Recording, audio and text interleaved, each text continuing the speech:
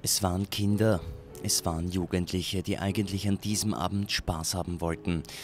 Doch der Abend endete für viele mit dem Tod. Mindestens 22 Menschen sterben und 60 werden zum Teil schwer verletzt. Der Terrorakt in Manchester schockiert die ganze Welt.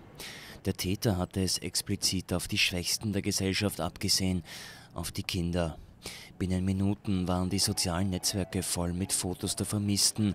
Unter den Konzertbesuchern von Ariana Grande war auch die gerade erst einmal 8-jährige Schülerin Saffy Rose Russos. Sie kommt ums Leben.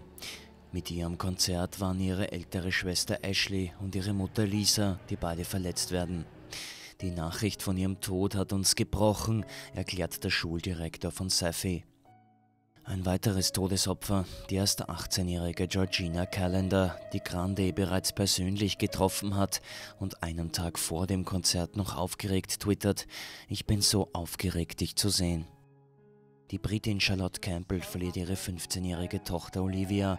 Sie macht einen bewegenden Facebook-Post. „Rest in peace, mein Darling, du edles, herrliches Mädchen, wurdest viel, viel zu früh von mir genommen, um mit den Engeln zu singen. Behalte dein Lächeln, Mami liebt dich." Doch es trifft nicht nur Kinder, auch der 26-jährige John Atkinson stirbt. Der Popfan verließ gerade das Konzert, als die Bombe hochging. Der unbeschreibliche Schmerz über die Verluste zeigt sich in spontanen Gedenkfeiern. In Manchester liegen sich Trauernde in den Armen, trösten einander. Immer wenn das Gesicht des Terrors sich zeigt, wird klar, es wird nie wieder so sein, wie es einmal war.